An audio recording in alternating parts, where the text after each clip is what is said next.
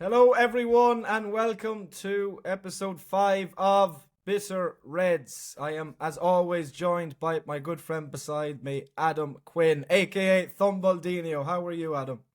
I'm all good, Morley. All good. Feeling good after a United win against Wolves. I think you're feeling good as well. Liverpool finally won a game against Inter Milan. Obviously, that 3-3 result with Leeds and all the Salah stuff. I mean, crazy stuff going on in Liverpool in the last couple of days. But I'm feeling good. I'm feeling good. What about yourself? You all good? Yeah, look, uh, I absolutely do believe that the manager is not good enough. I, yeah, 110%. I mean, I don't know why I'm seeing not loads, but plenty since last night against Inter Milan. This kind of happy rainbows and everything is roses and everything just because we beat Inter Milan. Don't get me wrong, it's a great win. I mean, they made it to the Champions League final last season. It's the same squad. I mean, like, they're a good side. I expected so much more out of them. Um, I thought they were quite poor. Obviously, I think losing Inzaghi has been a big change in that team, Yeah. and it was a good. And look, it was a good win. But I'm not taking loads out of us in the sense that it wasn't like some great performance or something like that. I think we were decent. We were solid defensively. As I do reiterate, Inter were poor. And I was surprised kind of how negative they were in that game. But look, Yeah. Liverpool were the better team. We deserved to win. But I would look more, not to sound so negative, but I'd look more at that game against Leeds last Saturday as to where we are. And look, one win is not changing my mind. Liverpool need to put together consistent good performances, better than last night, convincingly win, go on a run for a sustained amount of period for me to change anything about Arne Slot. And I don't see that happening under this manager. I don't see it happening whatsoever. Defensively, far too leaky. Granted, Ibrahim Kanade cost us against Leeds. I mean, Liverpool were absolutely cruising in that game, and then he does something absolutely mind-blowingly stupid. But Yeah. Yeah. yeah, look, it is nice to win. It's 3 points. We're in a good position in the Champions League at least, but we'll see what happens on Saturday against Brighton, a good side who will attack us. Yeah, absolutely, man. Like, the fuck is that? It's my fucking TV. The fuck? My fucking TV just turned on out of nowhere. The fuck? Sorry. Sorry. Is it Adam's TV just turned on? Is it voice activated? Yeah, but like I turned it off very quickly. I was like, what the fuck is that? Mm. Sorry, my apologies. But yeah, no, I was actually, do you know what? I was actually impressed with Liverpool. Last night against Inter, I actually thought Curtis Jones was really good. He played a very good game. Could have scored as well. But even so, the whole team I thought actually defended well. Look, Inter didn't really pose any sort of threat. Maybe Martinez's first chance in the first half was a chance that he could have scored, but I didn't really see Inter posing anything. Like, they were playing around the ball, side to side, pure Italian team whenever they get possession of the ball, not really threatening in front of the goal. When Liverpool got the ball in transition, they counter-attacked really well, but didn't really get the goal until Florian Wirtz came on, in my opinion. I thought he did really well. The penalty is very fucking questionable, but obviously in the first half, maybe you could say Liverpool had a goal disallowed that maybe should have been given. But because I thought it was harsh on Ekitike. But look, Yeah. it's and look, Liverpool can have those nights in the Champions League. They do, like they had against Real Madrid when they're on a bit of bad form, and yeah, look, I think it's a really good result for Liverpool and for Arne Slot. But what's going to happen now with Mo Salah? What's going to happen with Mo Salah, Morley? Because we've all seen what happened after the Leeds game. Like, going back to the Leeds game was obviously a terrible result, and then Mo Salah came out with that bombshell interview. What are your thoughts on that current situation? Because I didn't see that happening at all. Like, him coming out saying stuff like that. But what is your thoughts on that, man? Because I couldn't believe it when I saw it. Yeah, it was surprising. Look, I don't think Salah went about it in the right way, but I am 110% behind him. He's one of the greatest players that I've ever seen play for Liverpool, and I feel like is being mistreated. I feel like he's being mistreated by Arne Slot, I feel like he's being mistreated by the hierarchy at Liverpool. He obviously talked about promises made in that interview after that Leeds game that clearly haven't been kept. People tell me, oh, well, look, he's been awful. He should be on the bench or whatever. And then people say, oh, well, you wanted to see him on the bench. And don't get me wrong, I didn't think, first of all, when he was benched, that it was a bad thing. And the biggest reason for that was, yes, he hasn't been good enough. But I ultimately felt Salah always has this fire in him, and we'll see the best out of him when he actually takes the pitch again.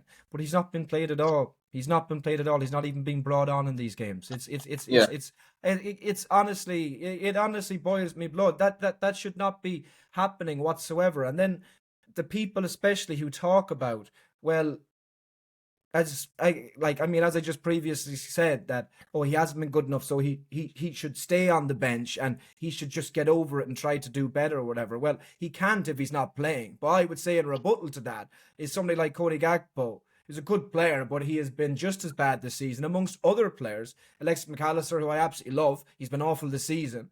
But why are these starting all of these games? Why are these playing so much? What makes Mohamed Salah different? If anything, for what he's given Liverpool for such a long time, he should be playing more when he, granted he's not in good form, but he should be playing more than players who have not given the club as much, who have not been at the club as much. Look, I think ultimately Salah was speaking on behalf of the team. That's what I believe. I believe that Salah was speaking on behalf of the team. I believe that Salah, like as Carragher said, he wants Arne Slot sacked. I believe that he does. I believe that the vast majority of the team do.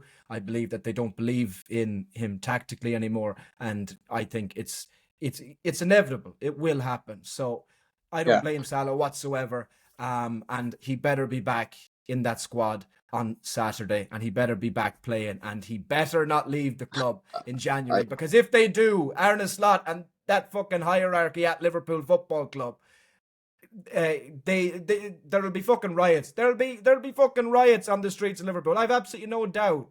Do you think so? Because that after last night, we heard Liverpool fans chanting Arne Slot's name. You know what I mean? Yes, they were. They were, and that's a fair point to make. But if you believe that Liverpool supporters, you believe that Liverpool fans do not hold a enormous place in their heart for Mohamed Salah, always will, then yes, you are very, very wrong. All I would say to sum that up is if they let him leave like this, it would be absolutely disgusting. And Arne Slot, granted he won the league title last season, Mohamed Salah will always be far bigger at Liverpool than Arne Slot. I do agree with you, and you know what? For most of what you said there, I do agree with you. I do think Salah has been mistreated a bit. He is one of the greatest players, not even in Liverpool's history, in Premier League history. You know, you can't really leave a player like that out. You know, when you saw what he did last season, and even all the seasons before that, he's continuously with his output being so consistent.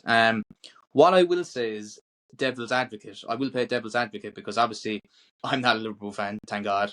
But I'm going to play devil's advocate here. Should he have came out in that manner and spoke about the club in that manner, the club has thrown me under the bus.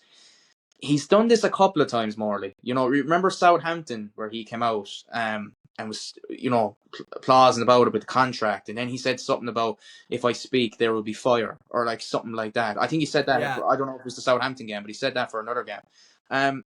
I don't agree. I do agree with Salah in some points. I don't agree with the way he's gone about it though, because you don't really do that to the club you're playing for. Like, yes, you might have disagreements with the manager. Yes, you might have disagreements with the hierarchy at the football club, but you can't just come out in a manner like that and just throw everything like under the bus, the club, the manager. Even though you don't, I understand, Liverpool fans' opinions on the manager, even the hierarchy right now, and like saying, yeah, he should be back in the squad, like and stuff like that. But ultimately, what Salah has to do now is apologise. And do I think he's going to do that?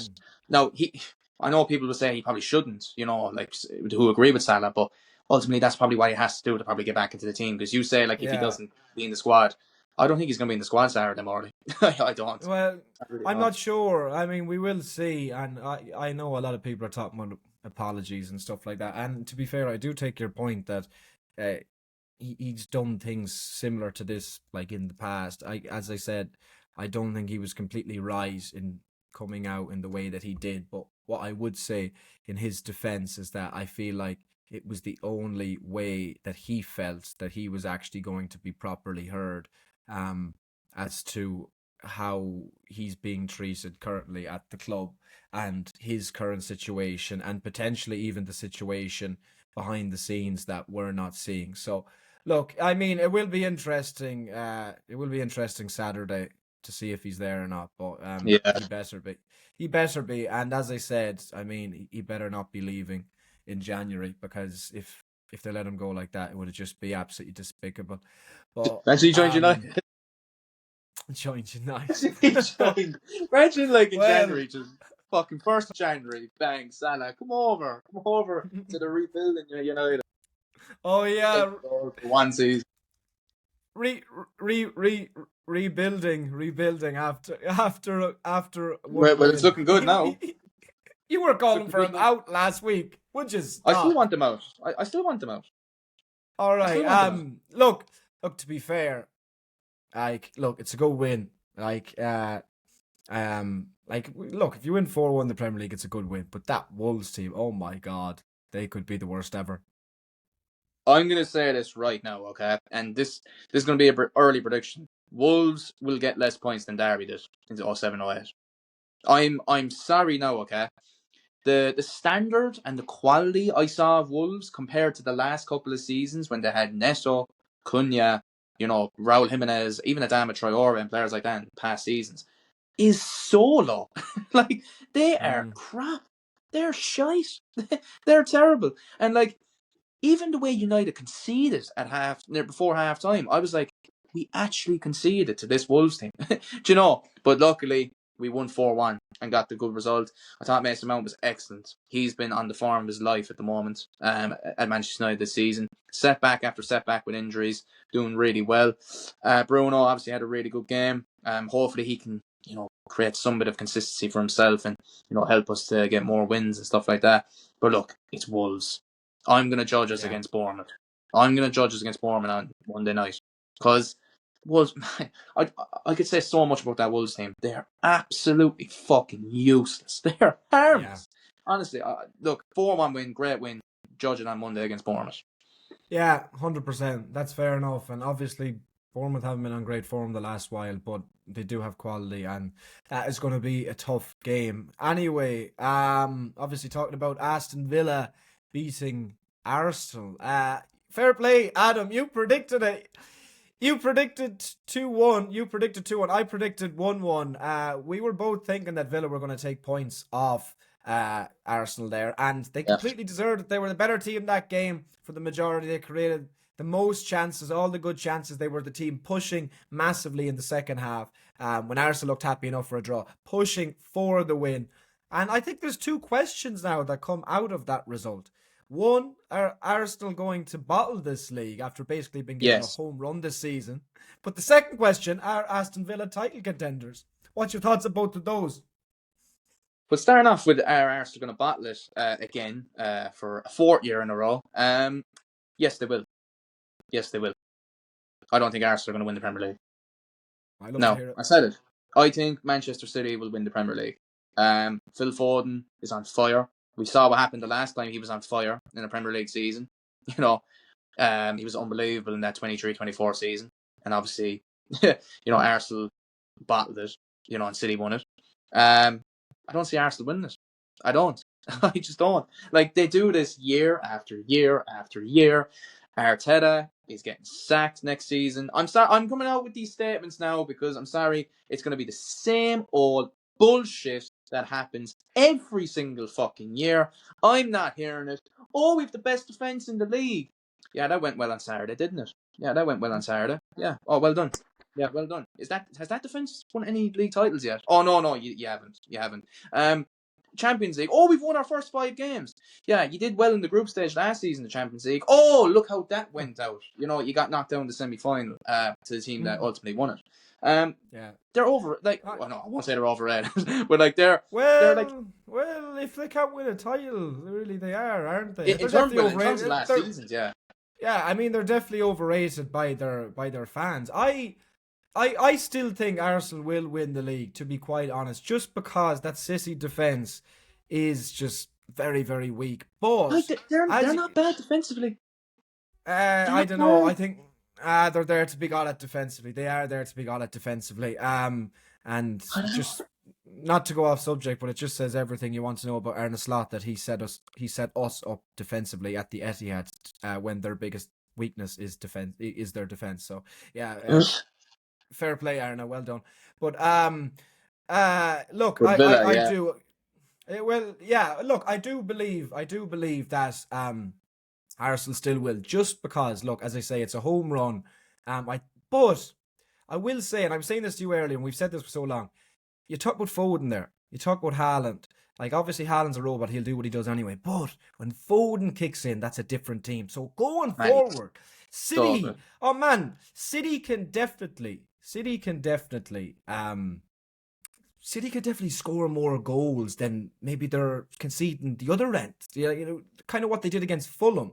So if they can kind of take care like the big teams and that, and keep the pressure on Arsenal, I think they will crack. It just depends. Like, they've been so good this season. They've been easily the best team in the league this season. They have a 2-point lead. 2-point lead. Yeah.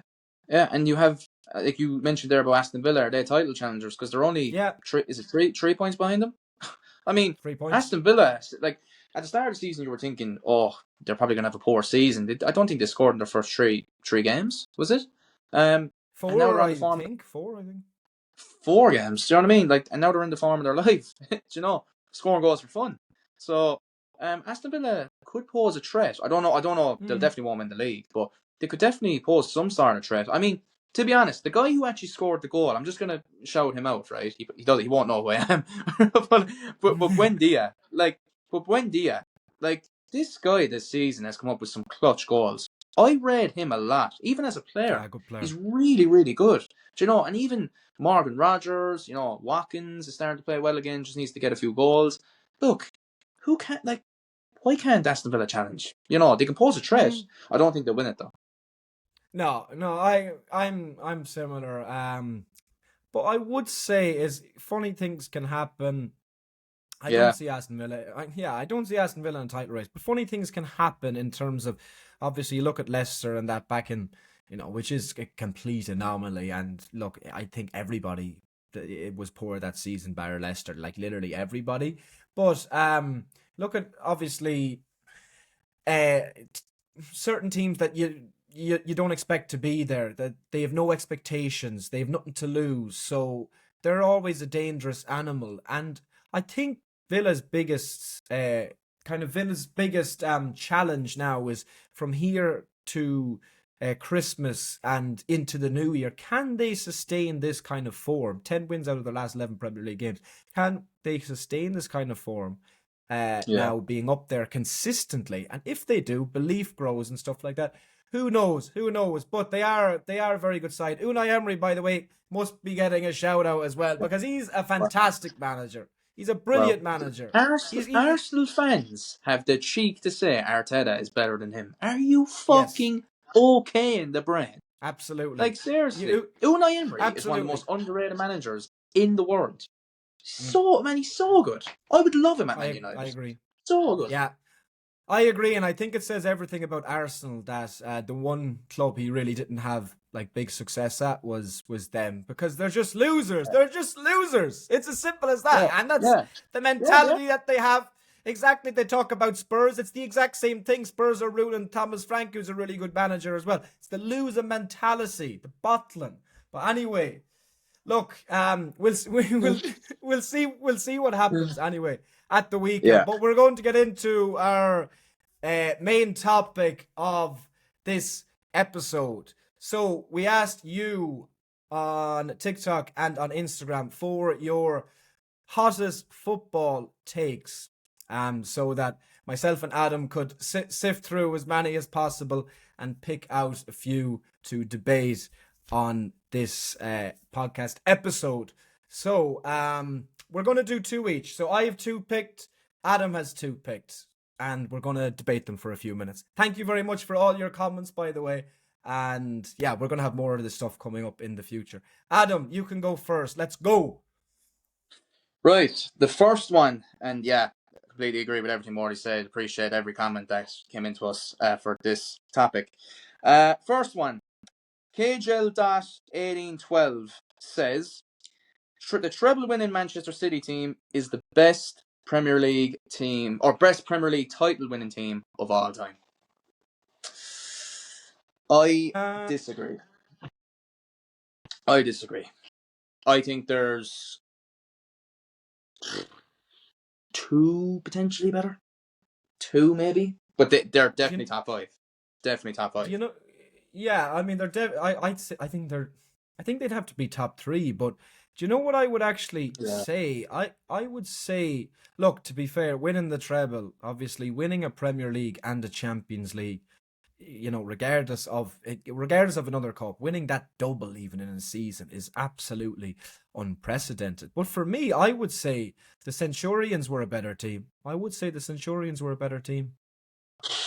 Yeah, to be fair, do you know what? As a pure team to watch and the way they won it, yeah, they were. I remember the Centurions. They were a fucking joke. I mean, like the front three of Salah, Aguero, Sterling, and De Bruyne right behind them. They were fucking ridiculous, like unbelievable.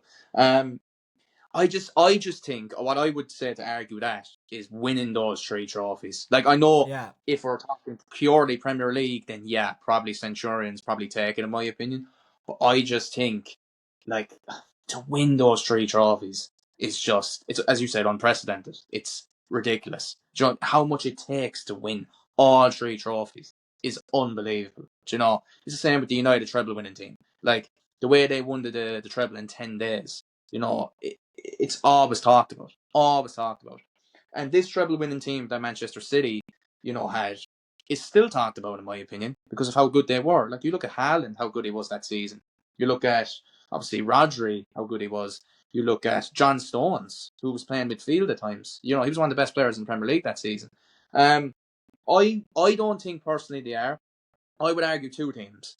I would say the United treble winning team, even though I never saw them play. I'm not having that because you didn't see them. I'm not having that because you didn't see them. Sorry, I'm putting them forward. I'm not having that. I'm not having that. I'm not having that. Why? I'm not having that. I'm not, because you didn't watch them. Well, I am. You can't. I'm putting them fucking No, forward. man. No, I don't care if I didn't watch them. No. I watched most games from that season looking back on it. Do you know what I mean? I watched most games. I have a DVD fucking set there of some of the treble games from that season. I watched the full games. Just because I wasn't alive in the flesh to fucking see it. I hate people when they say that. Oh, you weren't alive, so you don't know what they were really like. I don't care. I watched them back. 100% I'm putting the treble team forward. Okay? They're better. I don't give a fuck. United 07-08 as well, I would push forward. I know they're 2 United, but you know what? You mentioned 2 United teams. Come on, man. You mentioned 2 United teams. 04-05 Chelsea. 04-05 Chelsea. I was just about to say. Yeah, 04-05 Chelsea. Yeah, 04-05 Chelsea. 04-05 because conceding 15 goals. They're better than 07-08. Yeah. 04-05 Chelsea. But wait, better 07-08 United. Definitely. No, they're not. Definitely. If you're talking about, we're talking about Premier. We won the Premier League and the Champions League that season. But we're talking about just Premier League though. We're talking about just Premier. Fuck. Oh my god. If you're just talking about just Premier League, I'm not having 99. I'm not going to say that. Obviously, they were a fantastic team, but like, I'm not going to say that. The best. The best. I know it wasn't. Like, I could go back to the 80s, even though it wasn't. Like, I could go back to the 80s, and even though it wasn't. Go back there. Even though it wasn't branded the Premier League then. I could go back and say, oh well, the Liverpool team back in the 80s, which was an absolutely unbelievable team. I'm not going to do that. I'm going to talk about teams that that I've actually watched. We're doing enough teams we've watched, so really. Well, in terms of the best teams, the best the best Premier League teams that I have watched are for me the top five, my top five, and we'll do this quickly and move on to the next one. For me, the top five, honestly, would be City Centurions, Chelsea 0405. I'll go United 0708. I'll go Manchester City treble winners. And I'll go Liverpool 1920 fifth. 100%. That's my top five. Give me your top five. I would go, to be fair, City Centurions. I'd probably push top as well. They were just a joke. Second, I'm putting United 0708. Okay. I'm sorry, they were just absolutely ridiculous team. But to be fair, Chelsea are there in third. 15 goals conceded is no joke. Fourth and fifth is tough because like the City treble winning team was unbelievable. But if you're talking purely Premier League, well, yeah, I'm taking in a lot of the Premier League, but I am, to be fair, I am also. You make a fair point. You should think about the Champions League too. Do you know what? You should, yeah, you should. But at the same time, City in the Premier League. Why I have City treble winners below City Centurions is because City in the Premier League, even that City team, were nothing like that Centurions team from back then. That's why I don't. But they do. But I understand why people have them higher because they did win the Champions League as well. So I can't include the United treble winning team because I didn't watch it. Don't. Just talk about teams you watched, honestly. Disclaimer: they would be there if I was allowed to put them in. But yeah, look, I know. I'd have them there. But I'm not gonna because I just want to talk about teams we watch. So fair enough. I would go with your list. I would just switch United and Chelsea around. I do think fair. Liverpool are there. I know people say COVID title, but they got 25 out of 26 fucking wins. It's ridiculous. Do you know? And what 99 points? Yeah, they have to be there. And Invincibles are not there, by the way. Yeah, Invincibles are not there. Most overrated Premier League team of all time. Absolutely. Facts. We can agree on that. We can definitely agree on that. Facts. Fuck facts. that. Yeah. Draw. Fucking 12 draws. Yeah. Fuck it. Drawsonal. Imagine playing for fucking draws. That's why I have massive respect and getting knocked out of every other cup competition as well that season. Oh, exactly. But you talk about City as well, Centurions there. They had Southampton last game of the season, means absolutely nothing. Their last number of games meant absolutely nothing. But there they are, to the last second, Gabriel Jesus, to get the winner, to make sure they got 100 points. I respect that, I rate that. That's a proper football team. Anyway, moving on to mine. I have a couple of good ones here as well. I'm just, I have plenty here. But two each.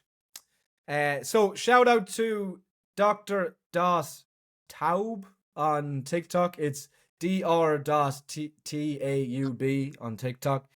Neymar isn't top 6 in this generation. The names then he mentions: Ronaldo, Messi, Iniesta, Busquets, Xavi, Lewandowski, Suarez. I wouldn't have Lewandowski there. Just disclaimer. Great player, but I wouldn't have Lewandowski as top 6 players of our generation. I would have Neymar over him. But the other five names amongst other players that I can think of, I wholeheartedly agree with this take. I don't. Now, I will say this. Those 5 players there that were mentioned, was Modric one of them? Was no, or was it Modric wasn't one? Yeah, so you're adding another one there. So that's 6. No, who was the other? Who was the players there? It was Messi, Ronaldo. Ronaldo, Messi, obviously. Iniesta, Busquets, Xavi, Lewandowski, and Suarez.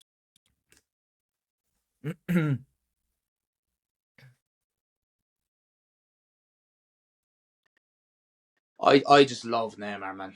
I really do. You can say you can say you love Neymar or whatever, but don't act like Suarez wasn't better. But I'm gonna. I know, but don't act like he wasn't better. But all I'm saying is that that's a really good take to debate. But the names he mentioned there's so many more names that you can mention. I would have Neymar top 10 players this generation, but I would have him 9th or 10th. Go on. I think Neymar is like in terms of the PSG move, it didn't help him. In my opinion, I think to go there for what was it like 200 million. I mean, I think it was at the time was the highest paid transfer. It didn't help him because he then went on to do really nothing. I mean, he scored a couple of good goals and stuff like that. He did show quality at PSG, but not enough to win them the main goal, which was the Champions League. But if we're talking solely about Neymar when he was at, I'll even go as far as Santos. I know it's the Brazilian league, but for what he was like at Santos, and then went to Barcelona and what he did at Barcelona, won La Liga. I think he won two. Did he win two La Ligas, or two or three? I don't know. I think it was two La Ligas. Won the Champions League, scoring in the final. He's one of the greatest players I've ever seen play the game. Just what he did on a football pitch was absolutely ridiculous. Like the skills, the flair, like the link-up play with Suarez and Messi when they had that front three, probably the greatest front three we've ever seen. I just think Neymar sometimes gets disrespected because purely of his time at PSG. I do think it doesn't help him. And I'm not going to sit here and say, oh, like, it's even putting me even maybe top three is a bit difficult because of that move to PSG. Like, I can't say, he's very close to Messi and Neymar, or sorry, Messi and Ronaldo.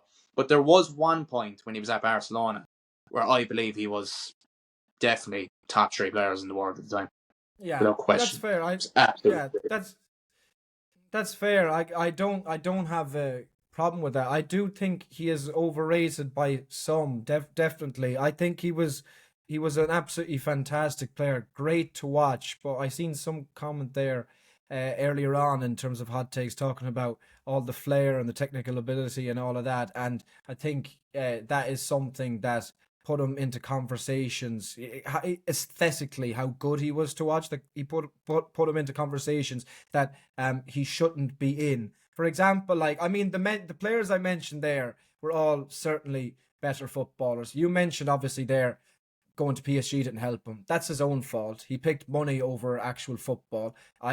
He was always a very very selfish player. He was me me me me me. He wasn't happy about playing second fiddle. Yes, like you can just Say you you himself. you you could. He was personally. I'm not talking about whether he was selfish on the football pitch or not. I'm saying he was personally. He was personally. He wanted to be the guy at Barcelona playing with Lionel fucking Messi. I mean, Jesus Christ, will you grow up? So he went off to PSG to fart around in League On for years. That was completely his own fault in doing that. And ultimately, he was at ultimately in terms of the Champions League, in terms of what PSG did. I mean, they got to the final one. COVID, like that was a pure COVID year because there was only one leg in all of these knockout round matches, and I would say he did absolutely nothing in the final. And amongst so many performances for Brazil, so many big stages. Obviously, look, you can throw goals and assists at me and stuff like that. Qualifiers, you can throw goals and assists at me from the league on and that. Great player, but I would say overrated to a certain extent when he's mentioned with players like that, certainly. But look, Overrated's a bit harsh. yeah, Overrated's a bit harsh. I think he was generational, Neymar, at one point. I really do. I really, really do. I depends just what think depends what you define. Depends what you define like a generational player. Like I mean, generational you could, talent, like generational talent, definitely without question. Like but the like flair, like I'm not going to say technical ability, but his technical ability, like massively impacted games for Barcelona, even for PSG at times. I know they won fucking like they were always going to win Liga and every year with the team they have, you know. And look, he could have done more in Europe. Like there was one semi-final against Man City where they got absolutely destroyed, and I actually didn't think he had a great game in both legs in that semi-final. But in terms of, I go back to his time at Barcelona because I don't think people actually understand how good he was at Barcelona. He was absolutely ridiculous, and you know, overrated. I think is a bit harsh. He scored in the Champions League final as well. Like you I know, think over. I don't think. By the way, he scored. He scored in the Champions League final, but the big goal came from a player that they signed, a player that Barca signed from Liverpool just the season before, who put them ahead of yeah, here League we go On. now. Here we Uh, go now. no, no. Like, what do you mean? Here we go. Like, I mean, it was an unbelievable. Like Luis Suarez. What I'm saying is, Luis Suarez. Luis Suarez. did it everywhere. He had the record. He had the record season upon season. Obviously wherever he went, he was incredibly successful. He went to Barca. They went up another level. His first season, they won a treble. He got the go ahead goal in that Champions League final in the first season. I'm just saying, what I'm saying is that Luis Suarez, because of everything he's done, it's literally in black and white on paper. Yes, 100%. He should be mentioned up there with names like, aforementioned Luka Modric, Xavi, Iniesta, best players of the generation. I think Neymar will always be below them and should be below them because he doesn't have that. He doesn't have that. Aesthetically, yes, fantastic to watch, great to watch, potentially one of the most pleasing players to watch ever. But because of his record, because of as I mentioned, in so many big games not producing, you even mentioned it there. And because of going to PSG, look, I think he was his own worst enemy, to be quite honest. No, I do agree. I do agree. I'm not going to sit here and say that like he's, like he how do I say it? Like he's definitely not up there with Messi and Ronaldo, in my opinion. Definitely not. But like, definitely top 5 players. Well, top 5 players I've ever seen play anyway. Like he's just, Yeah. I'm sorry, he's one of the greatest I've ever seen. But as I said, the PSG move, it didn't help him at all, and he underachieved. No. It's as simple as that. That's fair. Yeah, as I said, look, I'd have him top 10 in terms of our generation, but yeah, the top 5 I wouldn't have him near to breaking that. Anyway, we're through one each. We're about half an hour in, so we can go through these next two This a bit quicker because I think we're both a bit pushed for time. We went on a bit too long, we'll admit, in last week's episode. yeah. Go on, Adam. This one is an interesting one, and it's from AJ Dash. That's a dash, isn't it? Like the line. Yeah. Triple G Z has said, interesting statement. Michael Olise is a better footballer than Lamine Yamal right now. Well, in general, like he didn't say right now. In general, I disagree. Purely based off what Lamine Yamal has done already as a fucking 16, 17-year-old. I mean, the guy came through at Barcelona. I think he made his debut. Did he make his debut at Barcelona at 15? Or was it 16? I think it was 15. It was 15 or 16, I'm not sure. 15, made his debut at Barcelona. Played for Spain in the Euros. Scored in the semi-final. Was one of the best performing players for Spain in that Euros. I think he assisted Nico Williams in the final. It was absolutely unbelievable in the Euros. And even last season for Barcelona, yes, probably should have got to the Champions League final. They did battle it against Inter, but it wasn't down to Yamal. Like, you can't be putting the blame on a fucking 16, 17-year-old for that. But what he can do on a football pitch, he can change a game like that. He really can. And even the first leg against Inter, what he did, the goal he scored. Remember the goal he scored? The first goal of the game, or first goal for Barcelona in that game. Yeah.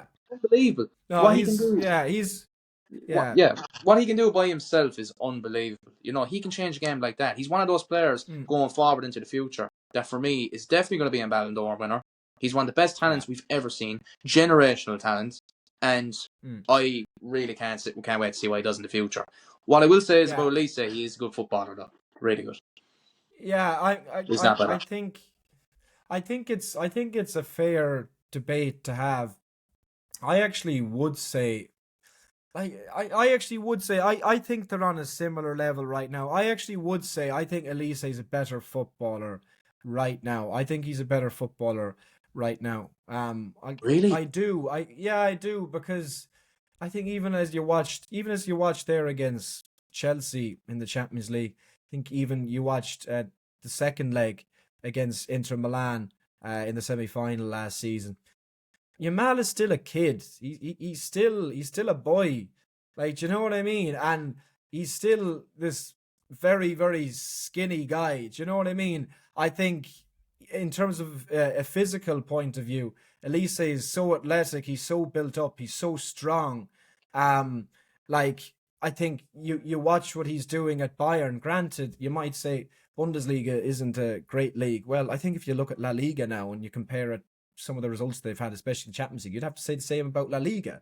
But La Liga's I better think than Bundesliga. La Liga's I, way I, better than Bundesliga. I'm, I wouldn't say it's. I wouldn't say it's way better. I wouldn't say it's way Oh, it better. is. You have Bayern are Atletico running Madrid. away with the league, You, man. yeah, but Bayern are I running wouldn't away say with it, it's and yet you way have better. Barcelona and Real Madrid competing at the top. Even Yeah, Atletico are but kind of creeping you up there. yeah, Villarreal. yeah. Atletico, Barca, and Real Madrid have all been smashed by English teams in the Champions League this season. No, I do hear you in terms of Bayern. To be fair, especially since Xabi has left from the likes of Wirtz, obviously from Leverkusen, there's not as much from them. So it kind of is back to being in a one-team league. I would say it's better, to be fair, but it's not a strong La Liga at the moment. But look, yeah, I would say Elise's better now. Say he's better I now, can't but agree I with it, would man. no, but I will say though that obviously Yamal will be better. Yamal will be a Ballon d'Or winner. Yamal's an absolutely ridiculous Yeah. player now, but I would say Elise, even in terms of his running, even in terms of his stamina, in terms of running back as well, collecting the ball from deep areas, creating chances for Bayern, what he's like in front of goal. Obviously, Yamal has a lot of these things too. I just think, look, ultimately, Elise is more developed now. He's turned into an absolute world class player, and I do believe he's better. I do believe, with like But the let me ask amount you. of different attributes that he has to his game right now. Um, he But let me is ask you. better, but Yeah. Yamal is great, and he will be better. Yeah, but I'll ask you one question, and I won't go on for too long. Has Elise been um has Anissa been classified as the best player in the world at one point? Because Yamal was I last don't think season. I don't think Yamal was the best player in the world last season. Oh, he was. He was. No, no. You Besides see maybe that Dembele, that but like, this besides Dembele, that is bollocks. That is wait, bollocks. who was better than Yamal? That is bollocks. Salah was better than both of those last season. I don't give a fuck, by the way. I don't care. I literally don't care. Like, the PR is absolutely insane. Like, Salah got 47 goals and assists in the Premier League. Yamal scored like 6 goals in La Liga. But it's this La Liga fucking PR, man. It pisses me off so much. You talk about Bellingham. You talk about Vinny Jr. So many of these players. Like, the PR is insane, man. Yamal was great last season. Don't get me wrong. Like, in the Champions League for Barcelona, he was quite good in La Liga. Like, he was good for Spain. But like, the fact that he finished that high up is Unbelievable. just pure. It's pure PR, Ballon d'Or fucking nonsense. We see it every single season. A guy who scores He six definitely league shouldn't have goals won can. it. He definitely shouldn't have won it. I agree No, with but you he on that. shouldn't have been in. He shouldn't have been in the top three. He shouldn't have been in the top three. Like, I should. at times, no, he shouldn't have. Like, at The times last top season. five anyway. I would definitely say top five. He should have been. Oh, top five, fair enough. Because at times last season, I would say And he was that. ridiculous for a Yeah, 17-year-old to be doing what he's doing. Is like we haven't seen that probably since Messi. Like, like But what? that's but you see that's exactly what I'm saying, because what's the first words out of your mouth there? A 17-year-old, and then he plays for Barca. He's 17. It's like wow, wow, wow, wow. So Yeah, everybody blows him up so high, and then says, "Oh, do you know what? He's been the best player in the world this season." When he's not. When he's not. Yes, I would concede at some stages last season he was playing like one. He was playing like one of the best players in the world. Absolutely. But the PR is absolutely insane. I do think he'd be a Ballon d'Or winner. I think he's an unbelievable player. I think he's a great player, and he will continue to be even better. But that the Ballon d'Or every season is bullshit anyway. But look, we'll have to move on, because we'll get into our last one, some and head last there. I no, it's Crashing just out. I'm no, I'm sick of it. I'm sick of it, man. It was the same shit with Bellingham, Belly goal last season when he started well for Real Madrid. Oh, best midfielder in the world and this shit. The Yeah, no, fucking they're a bit PR, overrated. PR. The PR is insane. The PR is absolutely Not insane. Yamal though. Like, I mean, huh? Not Yamal though.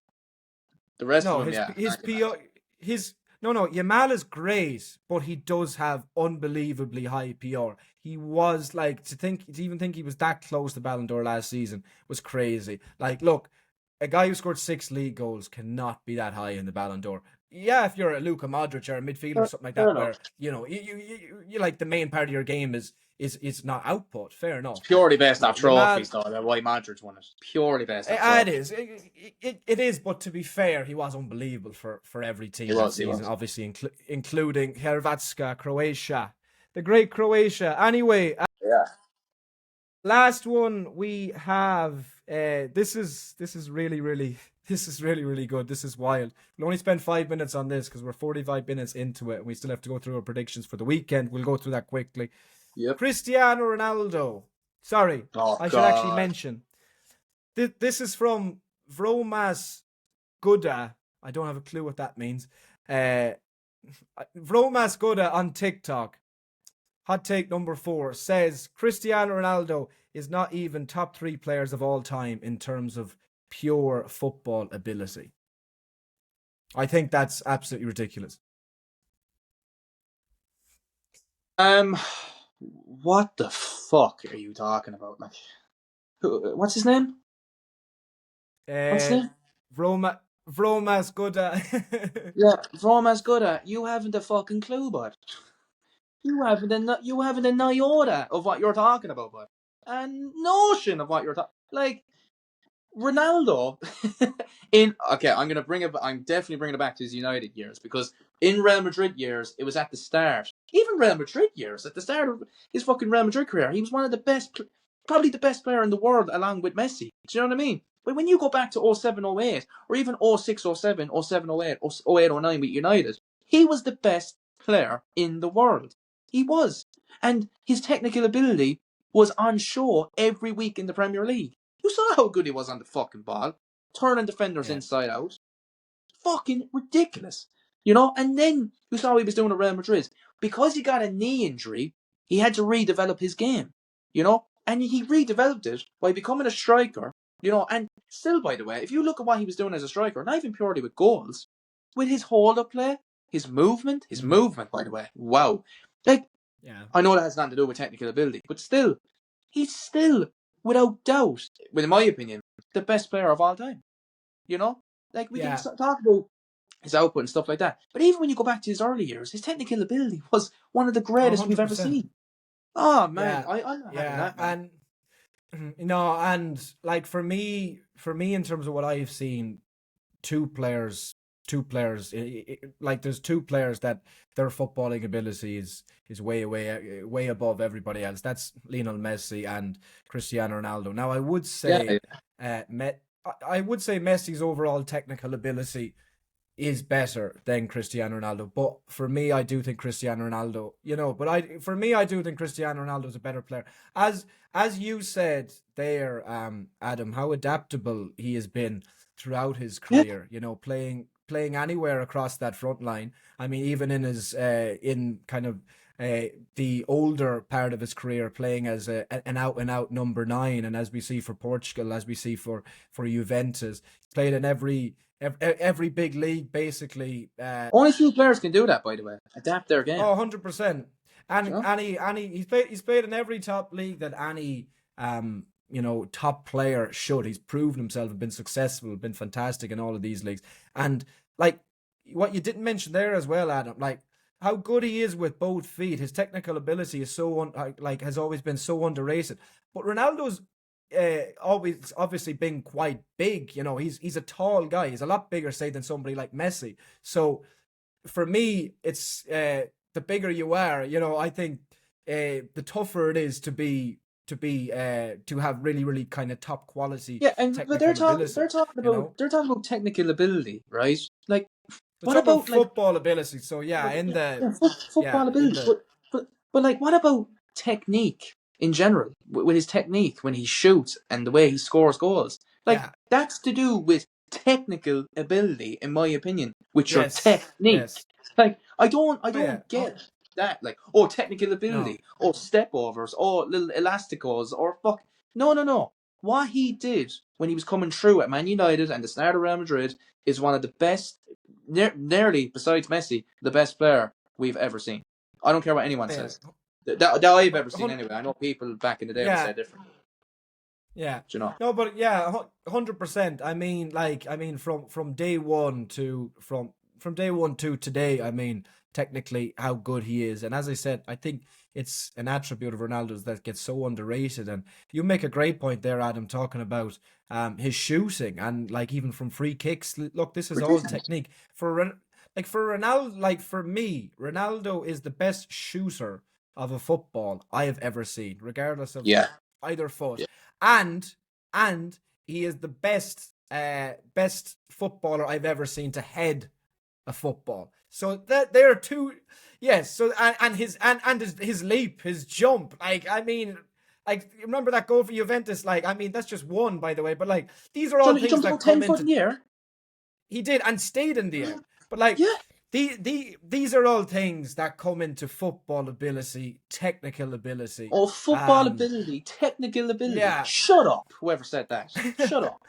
So Fuck off. like these are all things that fall into it. So yeah, I think it's absolutely ridiculous. The only person who can rival ridiculous. Ronaldo in football ability is Lionel Messi. Anyway, I hope that you have enjoyed that. I enjoyed that. That was good crack, I must say.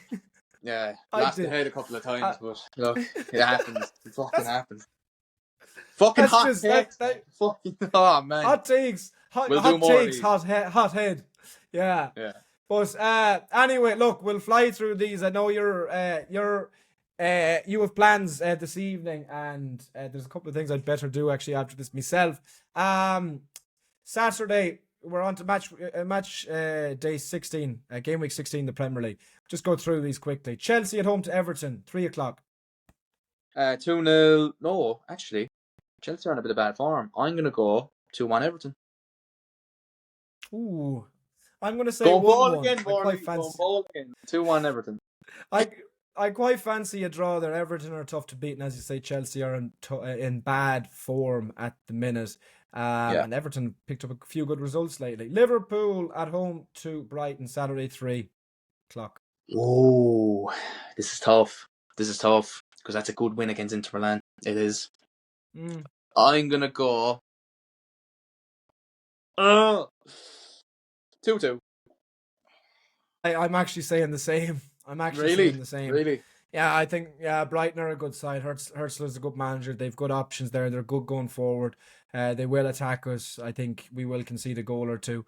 And it's going to be a very different game to Inter, who I felt were almost scared to kind of attack us last night. I think 2-2. We can fly through these. Burnley at home to Fulham, 5:30. 2-0 Fulham. I'm going to say 2-1. I have a feeling Burnley might get something there for some reason, but Maybe. yeah. But I'm going to say Fulham 2-1. Arsenal against Wolves, 8:00 Saturday. 1-0 Wolves. Not joking. I'm joking. Imagine they beat Arsenal. No, but I'm gonna go 4-0 Arsenal. Yeah, I'm gonna go 4-0. Yeah, I'm gonna go 4-0 as well. I could see them scoring more, but yeah, Arsenal usually don't go way over the top unless PSV last season, that was Champions League. Anyway, on to Sunday, tough game for Manchester City away to Crystal Palace, 2:00 at Selhurst Park. Oh man, I'm gonna go straight in. I'm gonna go straight in and say City win this 3-1.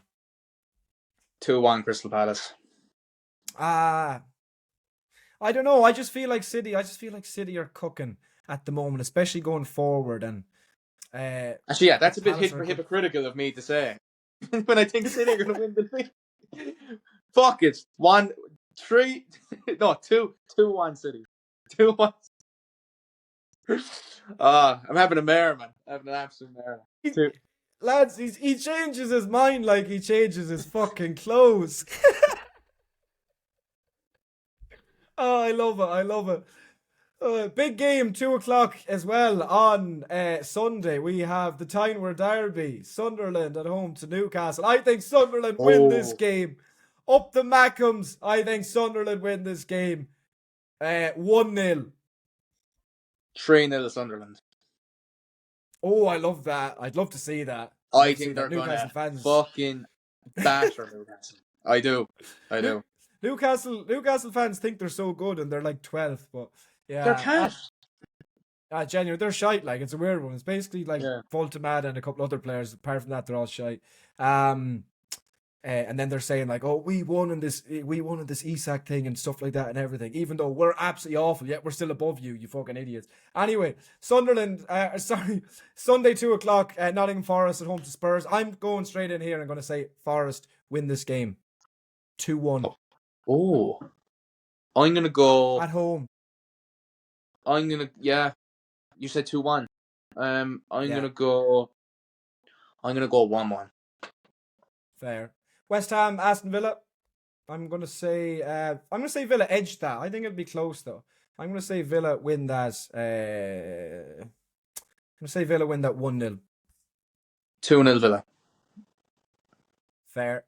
Brentford Leeds 4:30 on Sunday. I am going to say Brentford win that game by 3-1.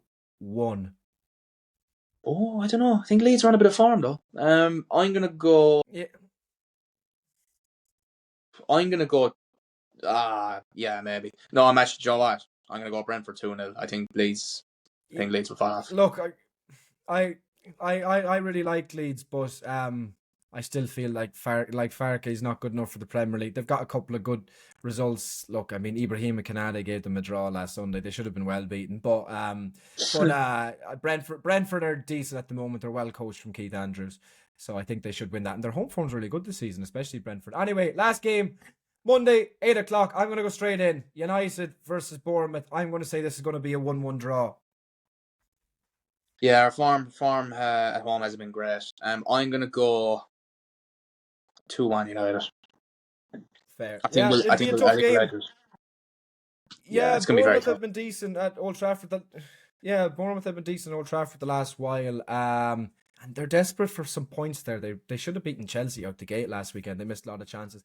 Anyway, that is our wrap for this week. That is our predictions for this week. Let us know any of yours in the comments. Make sure, if you are listening on Spotify, to follow us on there. Give us a 5-star review if you enjoy what you are listening to. And of course, if you're watching on YouTube, please drop a like on the video. It massively helps us out. And a sub. We're on 300 subscribers now, which is really good after only a few episodes. Hoping to get to 500 as soon as possible, and 1,000 after that and beyond. Adam, I have enjoyed it as always. It's been real.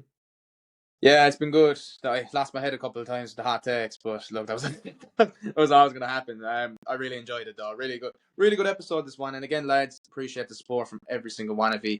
Keep supporting the channel like you always do. And Joe, what? Love every single one of you, lads.